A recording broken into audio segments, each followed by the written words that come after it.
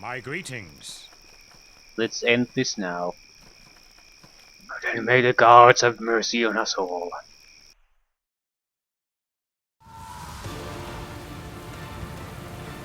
For glory!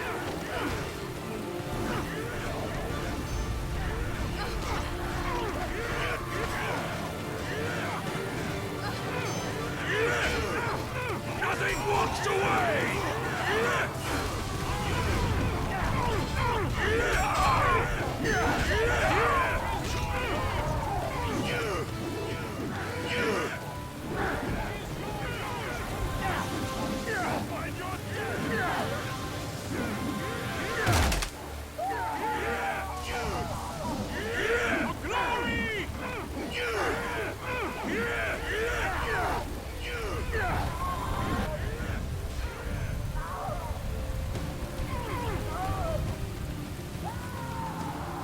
Resistance has breached the gate, sir.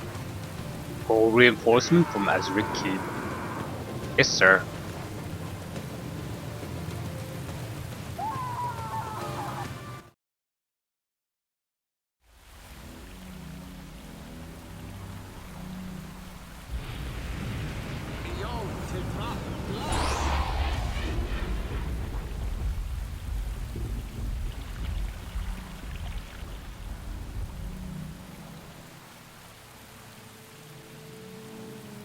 Right.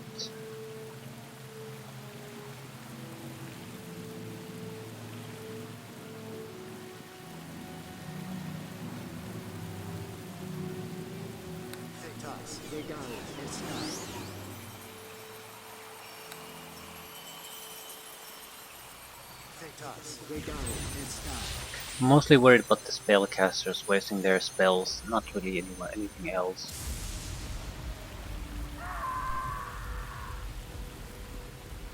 Still, as long as I have enough spells, that's good enough. I can breach their defenses, and I have massive amount of attack power, so if they don't have their spell defenses up, I can use the helping, not couple spells.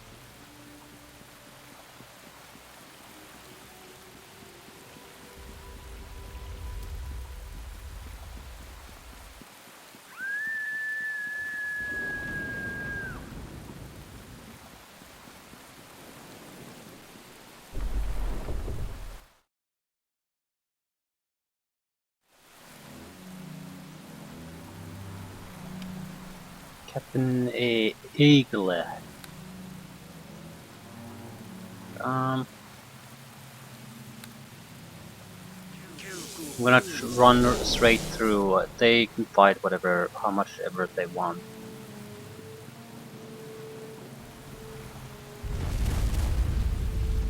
Demons, bone sentries.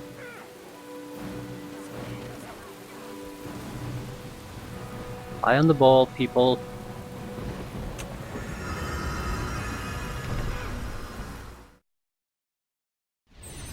Level drain a bit, that's no problem.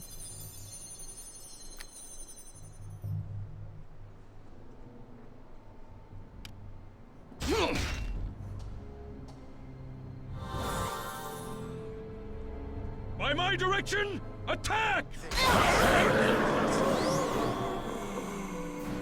What happened? And some of the people followed us.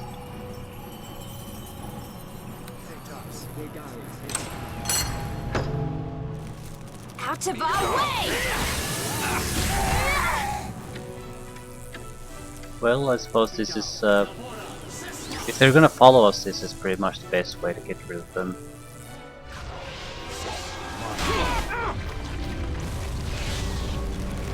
Except the Sigmund is killing all of us. Fucking idiot.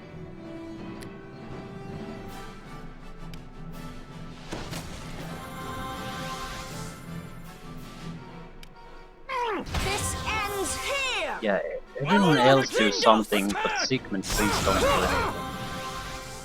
I will attempt it.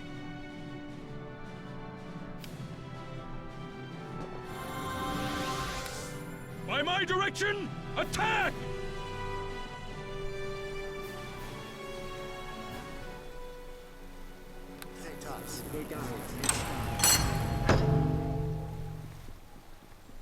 I don't want to deal with the traps, so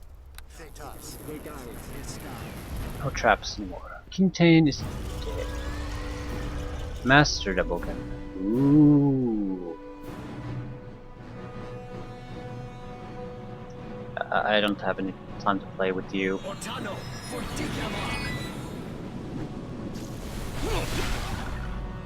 Stone sentries, just keep burning them.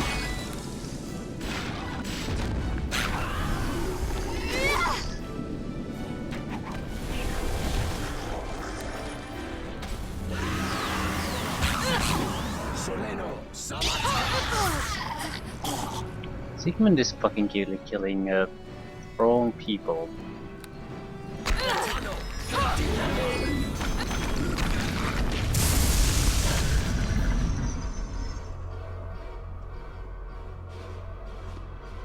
Mickey.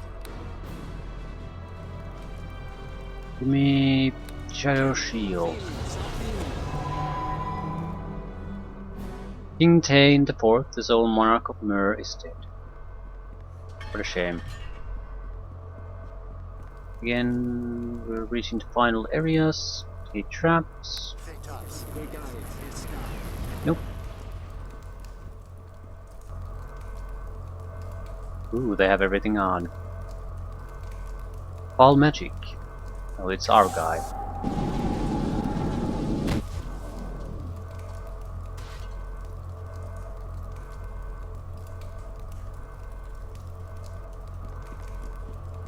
Sigmund is covered in painful-looking burns inflicted from the searing storm of magic launched by the Azurix trap.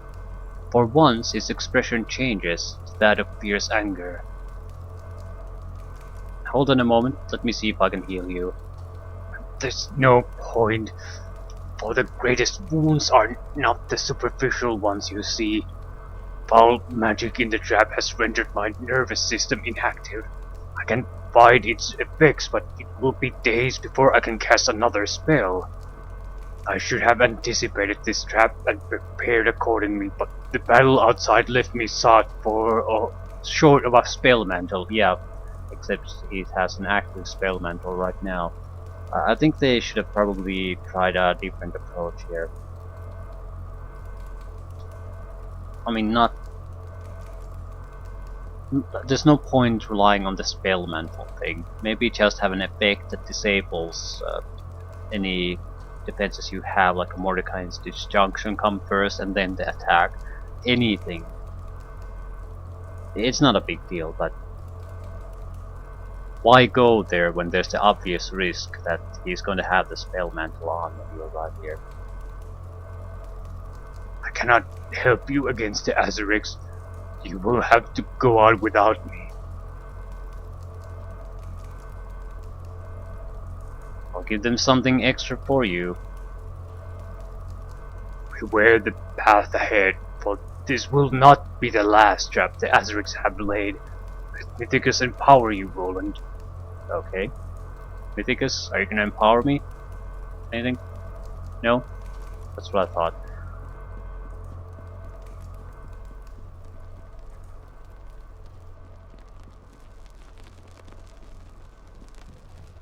By my direction, attack!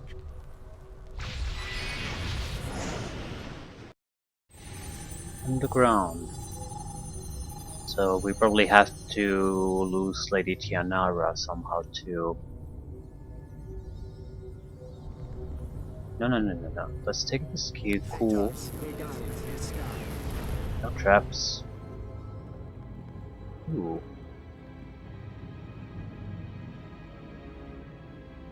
Lady Alorian, you're alive! Wait, Tianara, it's a trap!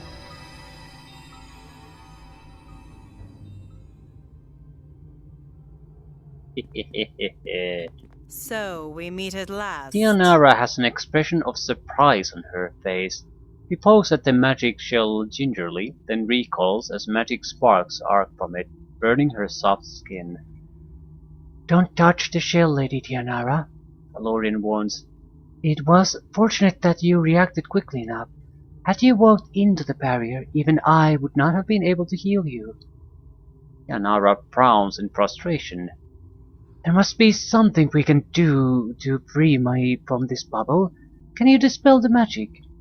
I'm afraid not. At least not without the appropriate supplies, as the shell encasing you absorbs all magic.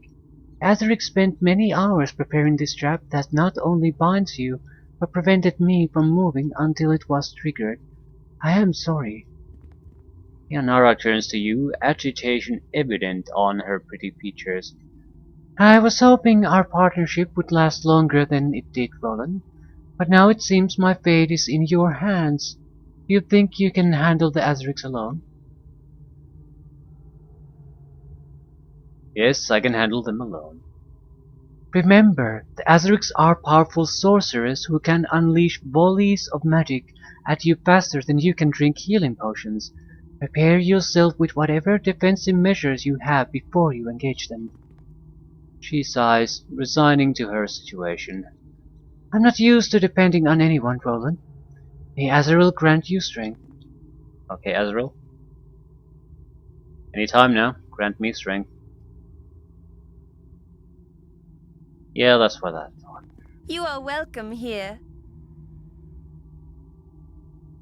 What exactly do the gods offer these? Yeah, it's I can understand with clerics, because you get tangible powers. But what about the others? The gentle chosen of Valiena is surprised by your presence. He doesn't look injured. Roland, I'm surprised to see you here. The Azarics told me all about you and how they used you to obtain immortality. They told me you had died.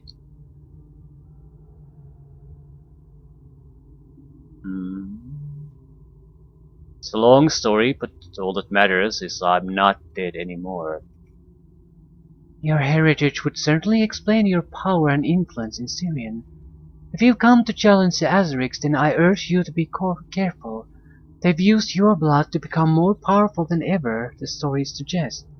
Than even the stories suggest. What are you doing here anyway? When the Azarics sacked the city, they executed many of Syrian's priests, but they decided to spare me because I could heal their wounded troops. They may have other plans for me as well, given my abilities as Valiena's chosen. Where can I find them? I can't be certain, but I believe they are on a level above us. If you take the portal to the room to the south, you will get to a long corridor that leads to their sanctum. But be wary of this corridor, Roland. You've no doubt encountered the guardians the Azarics have created by now. There are many more that block your path. Okay. Any help you can give me against the Azarics? I'm afraid I would be of no use to you, Roland. Valiena grants me strength in healing only. I would not survive in a battle against evils of their potency. If you require healing, however, I can provide it to you. You only need to ask. Fine.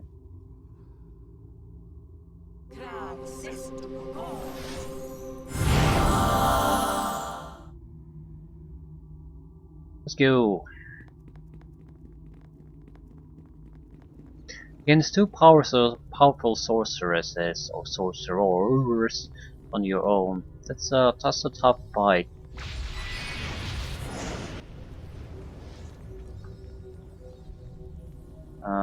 Traps.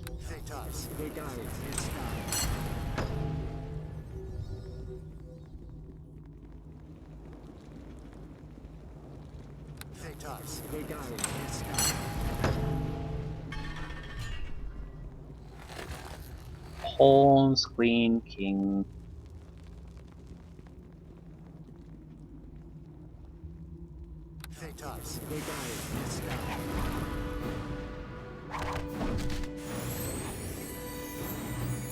Right, are you immune to fire? No. But they have increased resistances.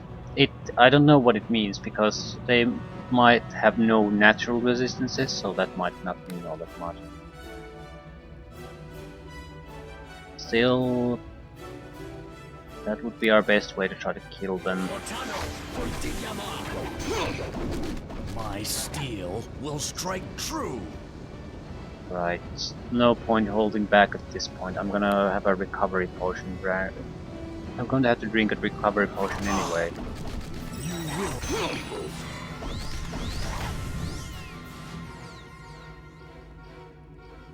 Attack is the best defense.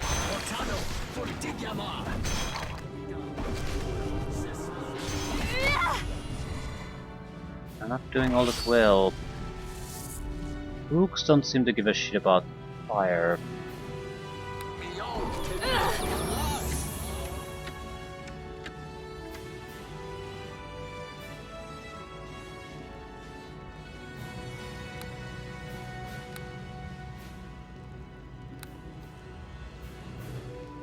Ortano, Fortigiama!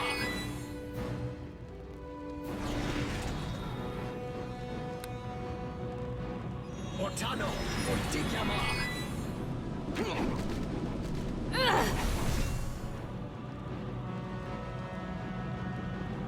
Right.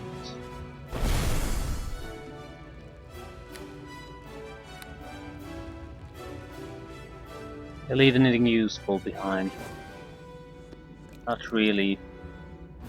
I think the white potions are true sight. These are powerful potions, so yeah, spell resistance, instant death immunity potions, so they are prepping you for fight. We don't particularly need this, but there's no reason why you shouldn't give these potions to everyone.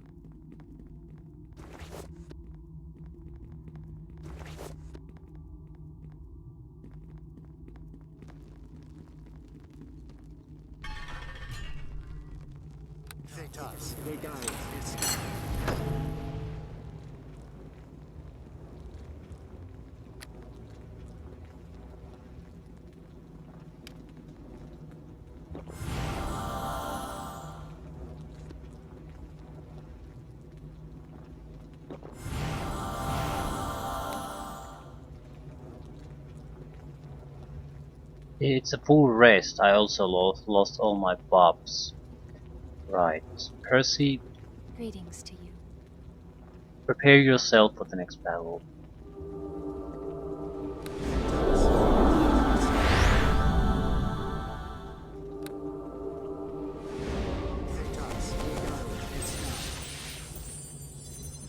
Hello there. You identify my crap.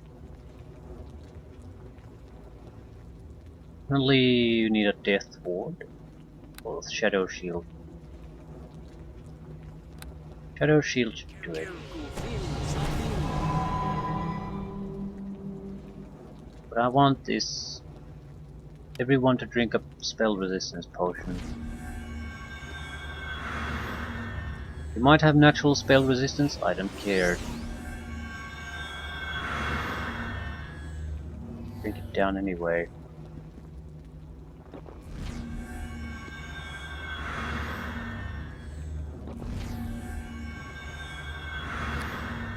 True Seeing, actually I could use True Seeing. Mental Clarity.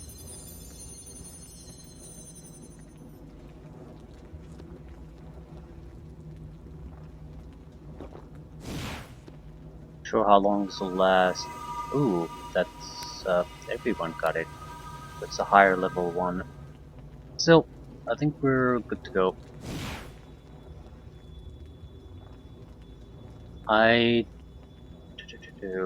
Well, see what happens.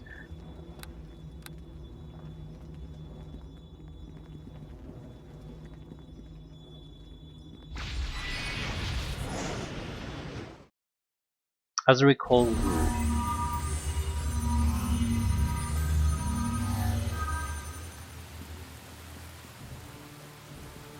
there we are. Impossible and impossible. He's more resistant to things. Arterra does not have such high elemental resistances. Immunity increased against magic and positive energy. Immunity increase against elemental energies. Okay, they probably start with pretty much every buff under the sky. So I need to. They're probably also gonna time stop things. Okay, my plan is basically to time stop and then try to get one of them down. I don't care which one. It cannot be a BKB spell though that takes them down. It has to be pure damage or disabling their defenses or whatever. As long as it's not a BKB.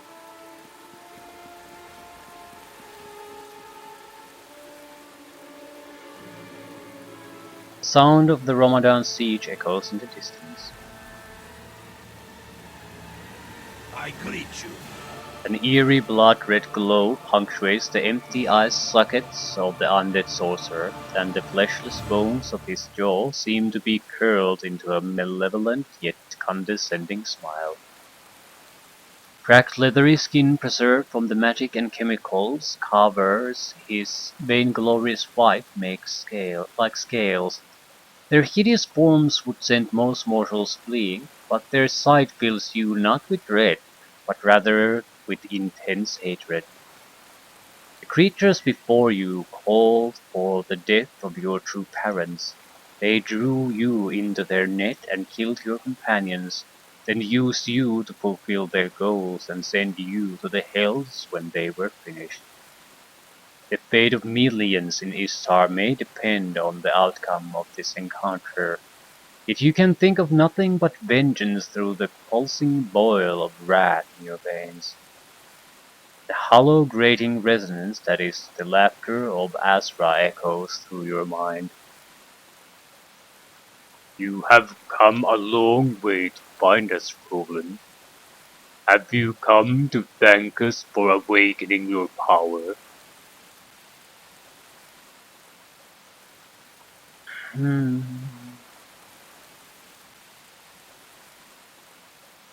I've come to put an end to your evil. You mask your true intentions under the guise of nobility, Roland. Your vendetta against us is personal. I'm eager to see how far you progressed since we last met. But there can only be one end to this. You will die again and permanently. Do you see how easily we took hold of this city, Roland? The entire priesthood and population worships us. 10,000 guards surrendered to our might and executed their leadership by our command. You cannot fight that which is greater than you. We have transcended the weakness of flesh and blood and conquered the limitations of lichdom. We have become gods.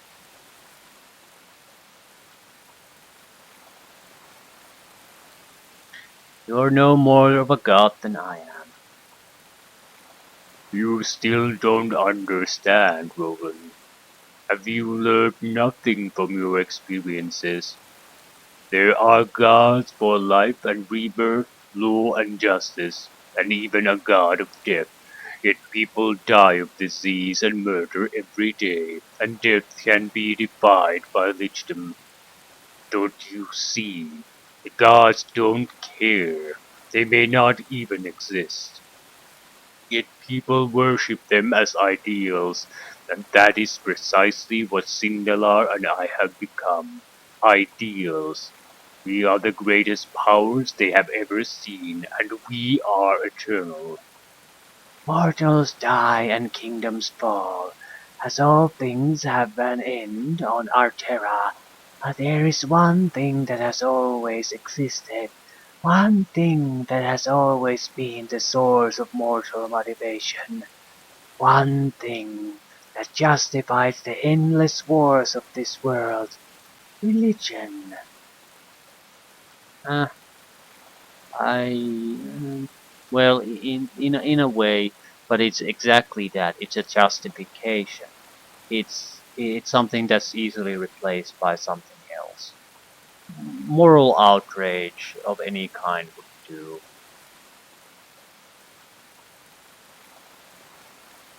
and that can be anything. I mean, I suppose it might be more difficult to justify without religion, in a way, because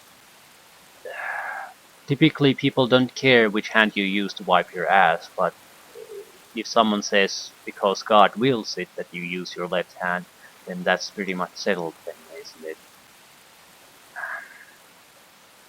With something like that you can create conflict out of ridiculous petty things.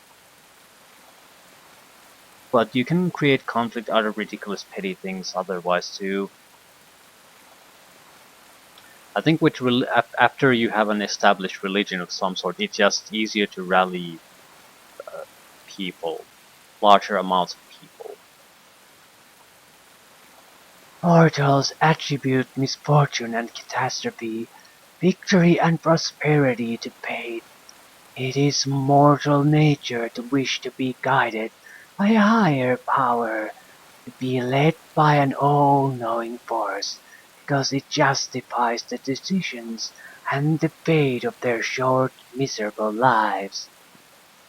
And we have become their higher power.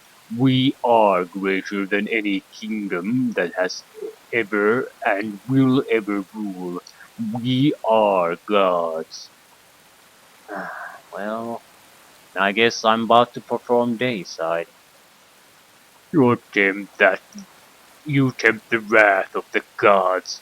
There is a skull-splitting roar as the Azurics prepared to attack. Yeah, they got immediate defenses up. I actually prefer it this way, because one of the great weakness of any high level caster is that unless you get your defenses up, you are very, very vulnerable. I mean, even what am I, level 22? Even a medium level fighter, if it gets to me without my defenses up, I'm basically dead within a few rounds. So it's a cheat, but it's a reasonable cheat, I think. It guarantees that there is a fight in the first place.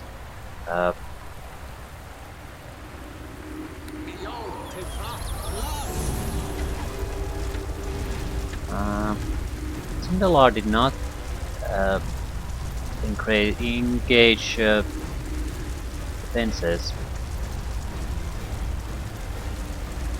Where's Mordekainen's disjunct? I just want his... What is that? Spell mantle to fail. That is it. Then I'm going to do empowered Isaac's missile storms. Basically, yeah, planning things ahead.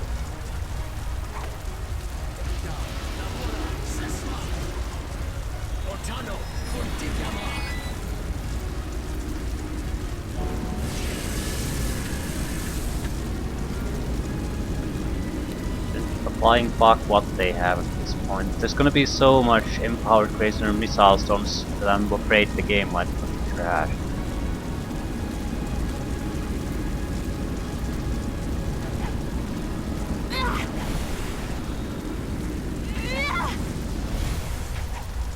Out of our way! Attack!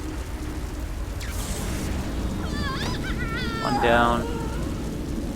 I need to just keep his defenses down, and he's done for.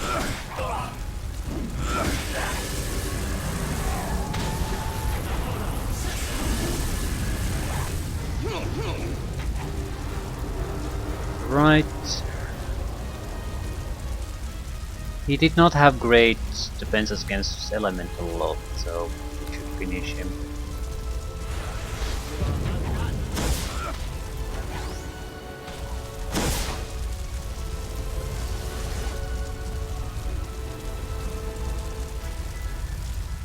What is he doing? Doesn't matter.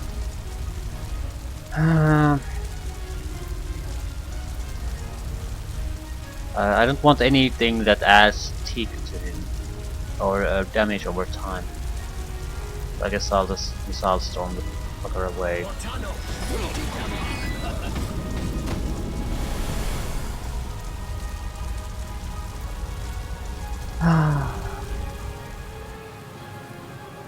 One thing a sorcerer or wizard can do well.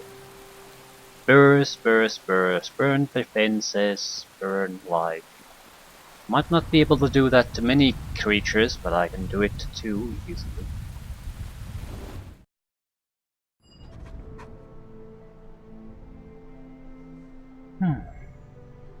Huge success.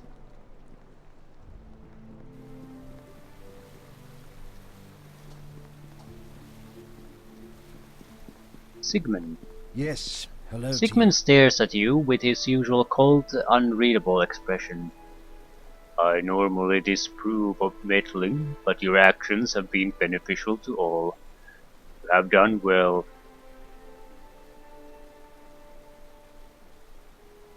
I don't consider helping people meddling.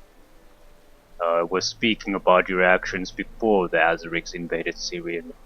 This ordeal may have been avoided had you left me to complete my work, so I might have evidence to warn the Ministry. But I also understand that you were acting with the best information you had at the time.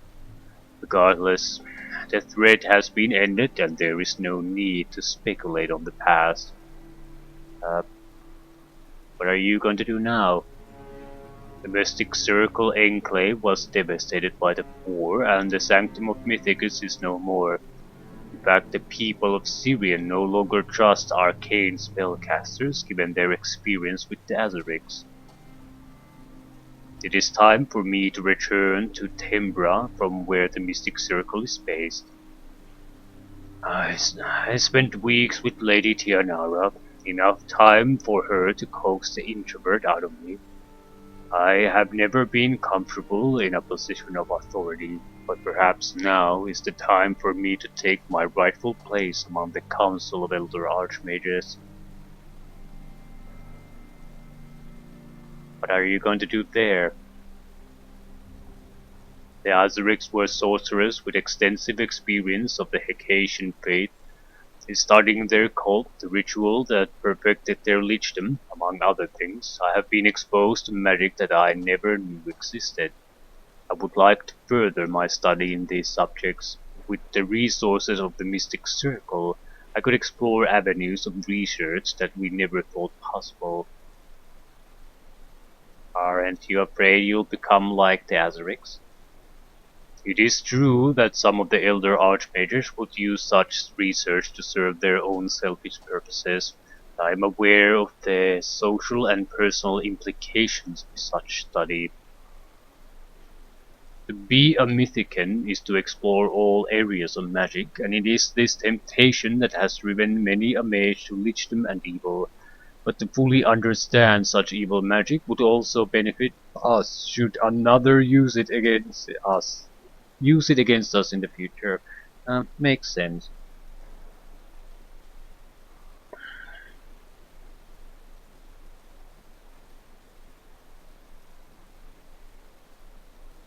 You can't say, let's ban all research into nuclear technology, because bad things come of it, especially when there are other actors who are going to go forward with the research anyway.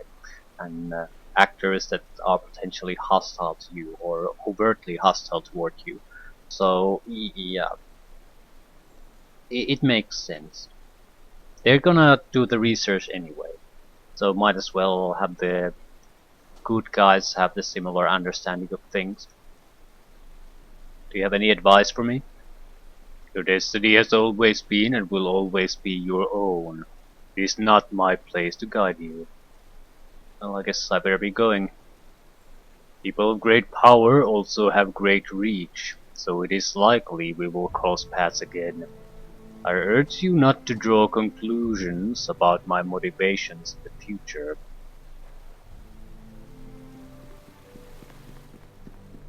You are welcome here. Alorian smiles kindly as you approach. You have saved the city from great evil, Roland. Thank you, and congratulations on your success. Happy to help these people. There was a time when anyone affiliated with the god of death would be feared and outcast. You have proven to us all that every fate can be interpreted for good or for evil. So what's your plans for the future? She shakes her head sadly. Thousands of people perished when the Azuric sacked the city, and thousands more were injured. Many families have been left without fathers, and men, women and children alike were made to suffer. The streets are filled with those who lost their homes and all their possessions. Valiena's fate will do all in their power to ease the pain and suffering of the citizens of Syrian, and to heal the wounds of the injured. Unfortunately, wounds of the soul cannot be mended so easily. It will be many years before Syrian is rebuilt, but I would like to be here to help every step of the way. What do you think I should do now? You have an opportunity to use your power and influence to bring back the Haitian faith as a religion of peace and healing. After all, death does not have to equate to bringing death. It may also equate to preventing it. Right, I don't think that's a likely interpretation. I mean, no, it isn't. Not with the other gods are much more appropriate aligned to that. A god of death would.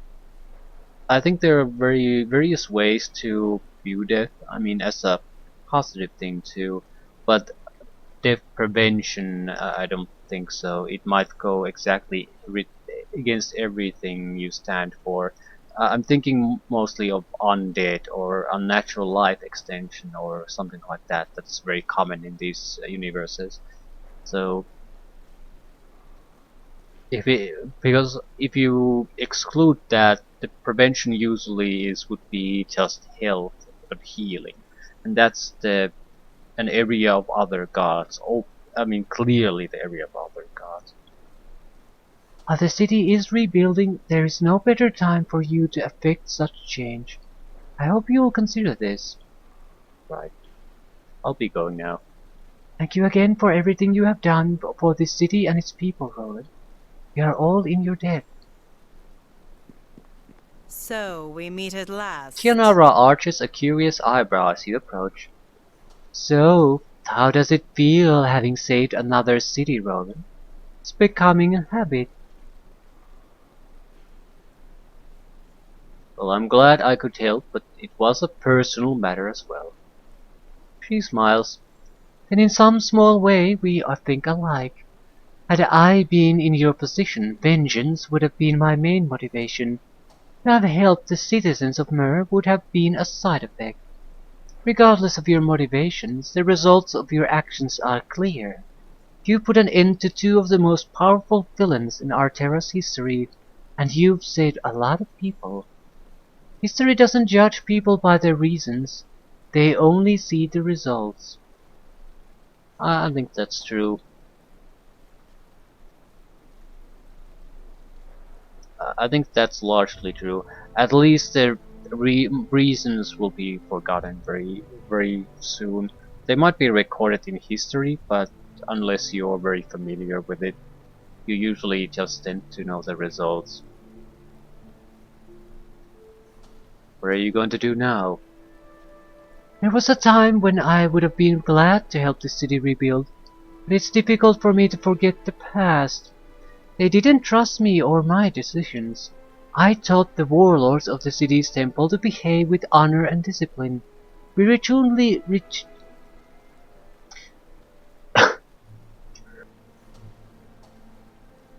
coughing. Jesus Christ. We routinely Jesus Christ. Words. We routinely cleansed the surrounding areas of dangerous creatures. Yet when I asked for their trust, I didn't get it. Yeah, because you're not doing the thing for them really. You're doing it for selfish reason.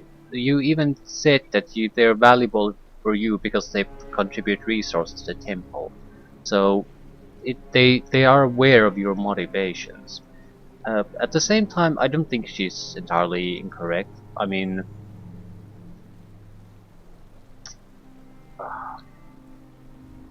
I don't recall the name of the guy from the first chapter. from the Edinburgh's mayor or leader, one of the elder council who ended up screwing things over. I mean, he was a genuinely good guy and he was sort of forgotten in just the same way. So I don't think Tianara is wrong. However, I think she's sort of her bitching about it is, I suppose, more dishonest. She never really truly cared in the same way, so why would they care back? The expectation of returning the favor is ex is would be unexpected in her case. I understand that my actions seemed extreme, and the people have tried to make amends, but the rift between us remains. I think I'll go back to Thenopolis and help the Azerite Order there.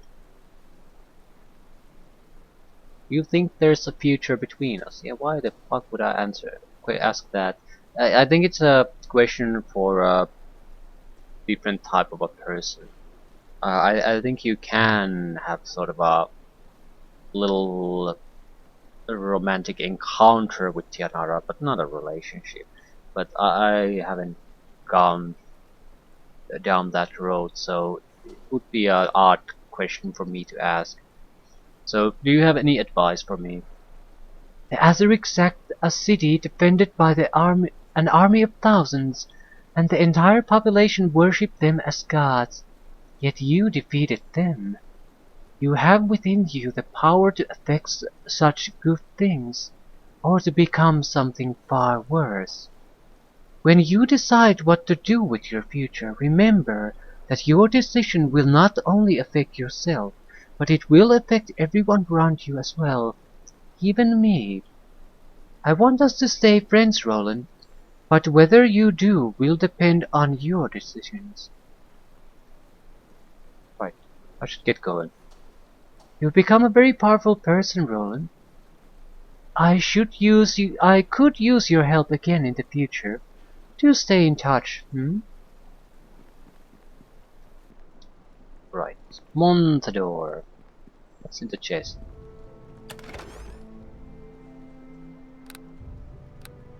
Montador's equipment. But why? I'm guessing it's for if you want to take the equipment and switch it around, so you still have an option to do it. I mean, you might export the character, for example, or something like that. What do you want? Montador nods in approval as you approach. So, the great Roland arrives. You've saved Mer from the Azerics. The Ramadans are in your debt. What do you plan to do now? There were 1,000 Ramadan warriors before the Azerics attacked Syrian.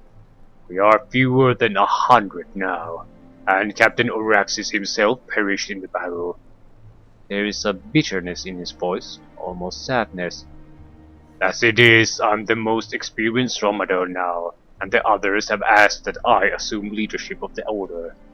Not long ago, there was talk that our order was no longer needed, but the Azerics proved that there is always need to be vigilant. I plan to return to Romathia and restore the Romadans to power.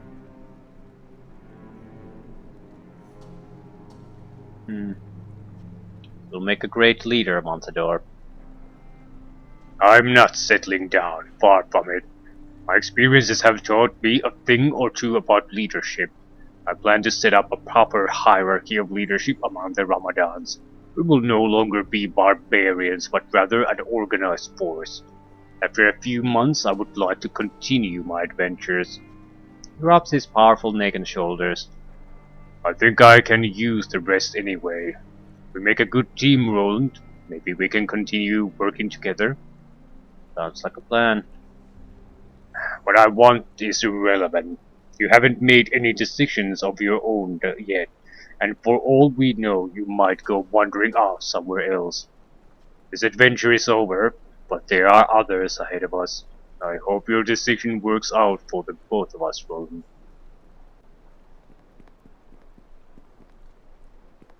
Hello there. Evelyn studies you with her deep dark eyes. her feathery wings fluffing gently behind her. She looks as though a great peace has settled over her. You've changed, Roland, and so have I. We've come a long way, haven't we? Some things stay the same, though. You've saved another city from great evil, and the people here are calling you their new champion. Why didn't the seer warn the Azerics about me? I've been wondering about that myself for a while now. The seer could foretell the future. He warned the Azerics about enemy strategies, and as such he was a big part of their success. It was the seer who told the Azerics about you. He told them how and when you would arrive, so they could take advantage of you. But it appears as though they never knew you'd return from death. She pauses in thought. Do you remember the seer telling you that some paths are inevitable? It's my belief that the Azerics were always destined to conquer Myr, and the seer knew this. I believe the seer helped the Azerics to quicker victories, because in doing so he could actually save lives. And I believe the seer helped you to find the Azerics, because he always knew your powers would awaken, and you'd return to destroy them. But that's just speculation. I like to think that the seer wasn't the evil person people remember him to be. I guess I'll never know. What are your plans for the future? She looks away from you for a moment, up towards the sky. I have given this a lot of thought, Roland. Ever since I lost my parents, I've traveled to many places and never thought I belonged anywhere.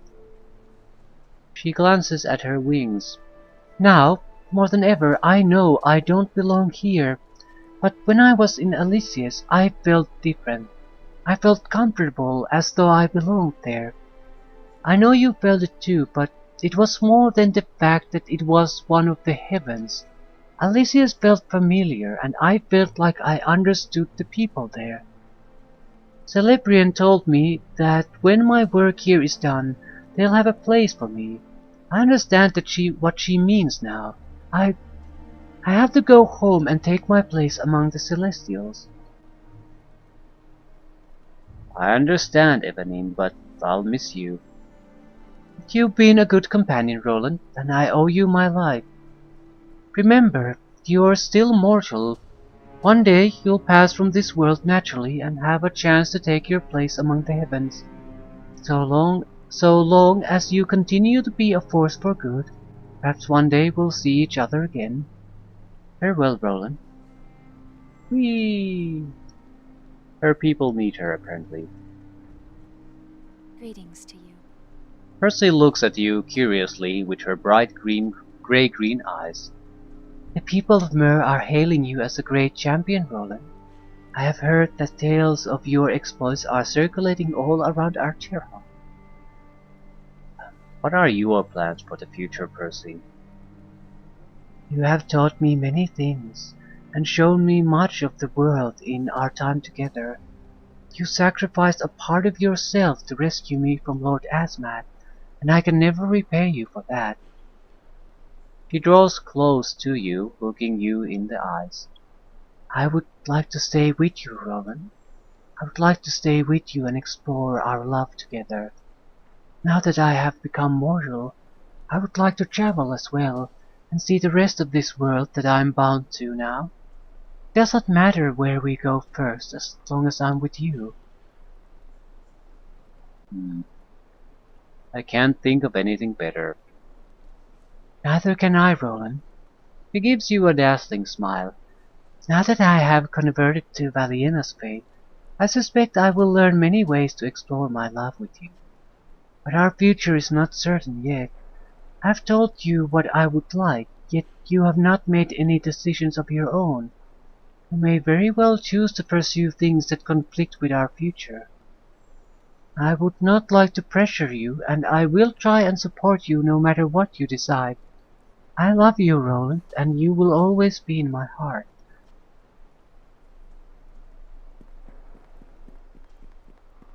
My greetings. The horrors of the past few weeks have had an obvious effect on Minister Solomon. He looks tired and old, though he manages a smile as you approach. Ah, Roland, I'm glad you've arrived. We renamed this building. It is just called the City Hall now. The people want to wipe the cursed Azaric name from their memories, and who can blame them? Stories of the Azaric's oppression during their brief reign have only just begun to be told. They forced the priests of the city to worship them, or they were executed in the streets. Soldiers were forced to fight out of fear for their families. The Azarics were no gods. They only believed themselves to be, and they used fear to force their will upon the people. But you already know that, Roland. It's over now. You put an end to their terror forever. You saved Syrian. Indeed, you saved all of Myr from the most terrible tyrants in Istar's history. We owe you a debt of gratitude that we can never repay. Given your virtuous reputation, I'm not surprised you risked so much to help the people. Perhaps you had a personal vendetta, but I'm certain you would have helped regardless because it was the right thing to do. The people hail you as a champion. We have a lot of rebuilding to do now. King Tane is dead, and he had no successor. I'm the only minister left from the Myriad ministry.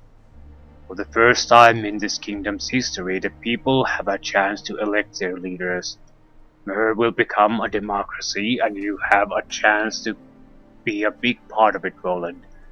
You would surely be elected to a new council of leaders should you run for it. I don't think so. I don't think it's a bad job, but I'm not. It's never been in my nature. I mean, I haven't cared too much about laws in general. I'm not sure I should be the ones trying to basically be the legal government of anything. At the same time, I also know what happened to other peoples who have been adventurous and have been basically settled for these. They haven't been leading bad lives by any means, but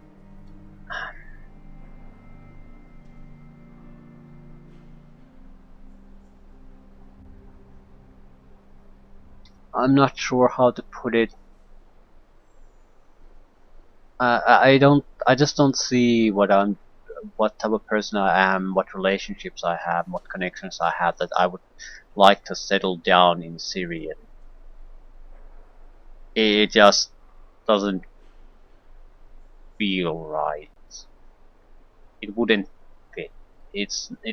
I have never in any point of this adventure had any desire for something like this.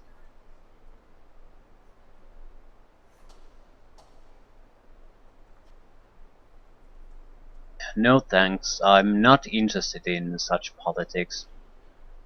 I understand. Politics isn't for everyone. But what will you do then? Most of the chosen become great symbols of their faith. Now that you realize what your heritage is, are you considering pursuing the Hecatian religion?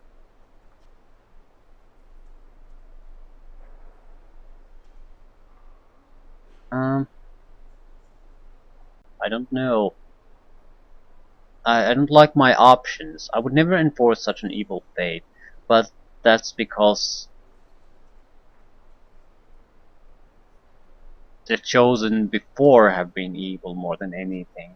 So I don't see why trying to help the fate grow stronger would be a bad thing. I also am wary of choosing that option because it's the bottom option, and that these usually are good, neutral, evil, more or less. Not exactly, but you get the idea.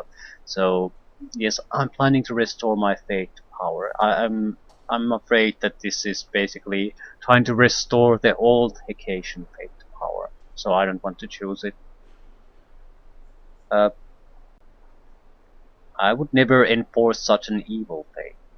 I'm hoping that I could enforce a different interpretation of it, but I'm avoiding the bottom option because I don't know exactly what I mean by that. Solomon sighs in relief. In truth, I'm glad to hear that. You don't need me to tell you about the evils perpetrated by followers of the Hecatian faith in the past. I would rather see the faith continue to lie in obscurity. I think that's sort of a mistake. Because it's not going to suddenly disappear anywhere, and now you only have the sort of one interpretation of it. So if you had an opportunity to have a good aligned champion, chosen of Hecacious, why not go with the alternative interpretation? At least at that, with any future followers of the faith, you would probably have a more varied selection. Maybe less inclined to always go with the extreme evil path. You've decided not to use your influence in leadership capacity, and you've decided not to pursue your heritage. What do you plan to do with yourself?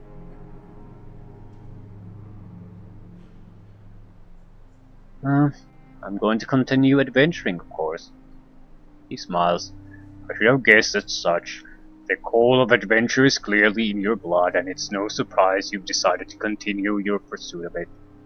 You become one of the most powerful people to ever walk this world, and your adventures will no doubt be grander and more epic still. You've proven your intents to be pure and just. I have no doubt you will continue to be among Arterra's greatest champions of good Roland.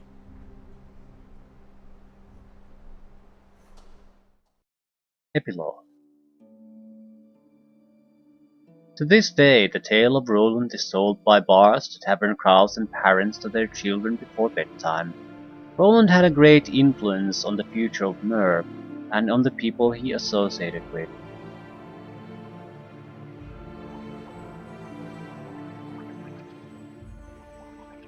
Sigmund returned to the Mystic Circle enclave in Tembra, where he became the most influential Elder Archmage in the organization and the most powerful mage on our Arterra, though he remained distant to the people around him. In the generations that followed, the Mystic Circle would be responsible for many significant events in Istar, and Sigmund was believed to have been the guiding force behind them all. One year, doppelganger sightings appeared all across Istar, and the outbreak was traced to the central enclave. Another year, the Mystic Circle put forth their power to destroy the dreaded lich Azul Caballas, who had arisen from the crypts of Kardum.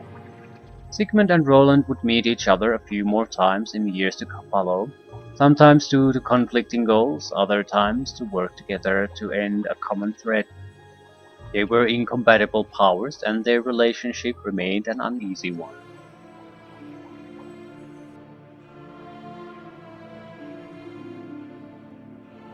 Alorian helped the people of Syrian to rebuild selflessly and tirelessly,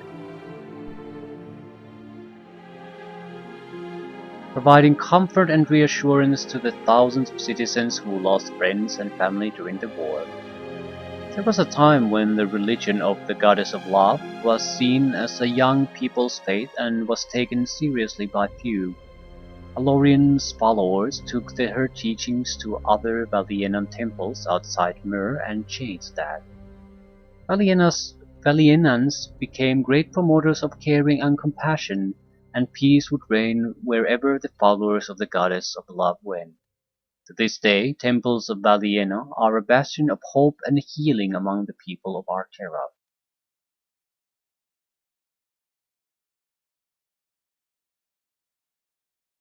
Tianara returned to Thenopolis, a sprawling city of millions headed by a weak monarchy and ruled by a criminal underworld. There she took leadership of the local Temple of Azrael, turning the corrupt warlords into true knights. Tianara remained brash and unpredictable. She was prone to acts of benevolence but paid little heed to the law. Many vilified Tianara for her aggression, though one exception was King Theseus VII, the human king of Thenopolis. He pursued Tianara's heart for years, finally finding it when he aided her in a violent campaign to destroy the city's powerful slave trade. In time, Tianara's efforts cleansed the city of underworlds of its criminals and she became a celebrated queen. Syrian would not be the last place Roland and Tianara saw each other. Once every few years, they would unite against a common threat, and together they always prevailed.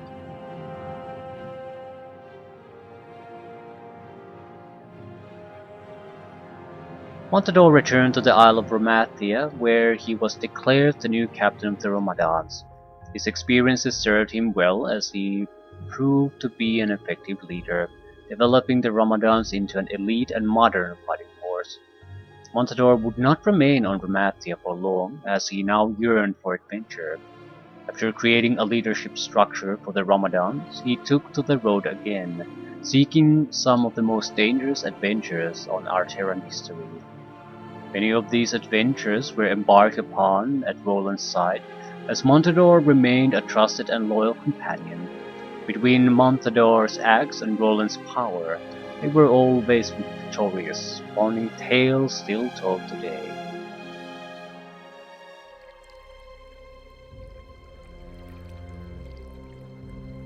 Percy's ties to the Abyss had been severed, and she had now become a mortal, albeit the most unnaturally beautiful mortal to walk the world. Percy and Roland were inseparable. Over time, Percy learned the ways of the mortal world with Roland's guidance, and became accepted by the people of Arterra despite her fiendish heritage. Having converted herself to Valiena's faith and being immune to the temptations of mortality, Percy learned to love as no mortal ever did, or ever will. Her romance with Roland was so strong that it became a legend sung by bards to this day.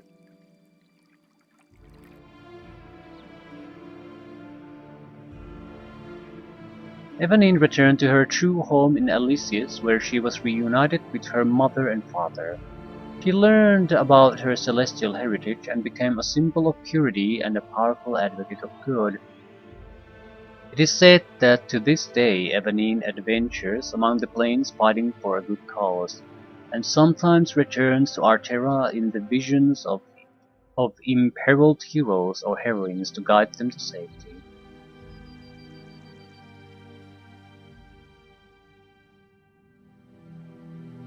But what of Roland? Roland became one of the most powerful mortals to ever walk the world of Arterra, and as time passed, he became more powerful still. He was a force of nature whose will could alter the fates of millions. Roland chose to continue adventuring, and so he did. Roland traveled to all the corners of Arterra, raiding the deepest dungeons and defeating the most dangerous foes. Roland never changed his ways. His adventures included the defeat of many of the arch-villains and the rescue of countless innocent lives. Roland's story is told in dozens of languages in dozens of cultures in the deepest reverence, and will be for many generations still. But clearly the fact that we sort of abandoned the vacation religious aspect meant that there wasn't really any kind of larger impact from our influence. Which is fine. Very fitting for my character.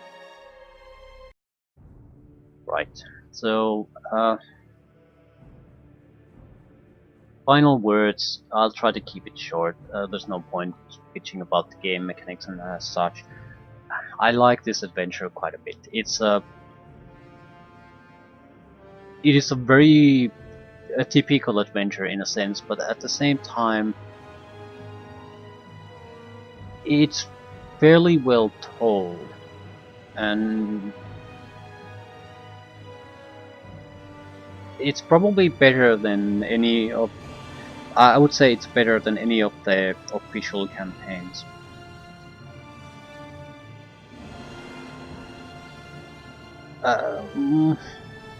Yeah, definitely.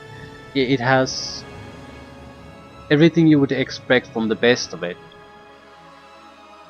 but it's a solid piece right from where it starts to where it ends. You may have your sort of a issue with the maybe the equipment setup. I mean, the game sort of gives you a large amount of great equipment right from the start, and you don't get a lot of upgrades. So it's not focused on the constant equipment upgrade cycle that a lot of adventures do focus on. But you can upgrade things a little bit. More or less, though, you can just go out on an adventure, and even if you use your fairly basic equipment, you are still gonna do just fine, more or less. Or with just the equipment you find. You don't have to really focus on that at all. And the fighting doesn't give you experience aspect, although it does give you a little, especially in the second part of the adventure. But still, you could ignore all that and still end up as a epic character in the end, so I don't know. Fights more or less. I suppose the only potential gripe is that with the full party and some game knowledge, it's not tough.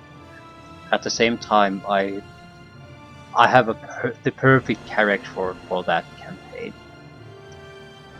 With anyone else, you can't dish out quite so much damage, and you can't burst through the mage defenses. So with anyone else, it would have been harder. Still, I'm not sure how much harder, but it's hard to comment on that.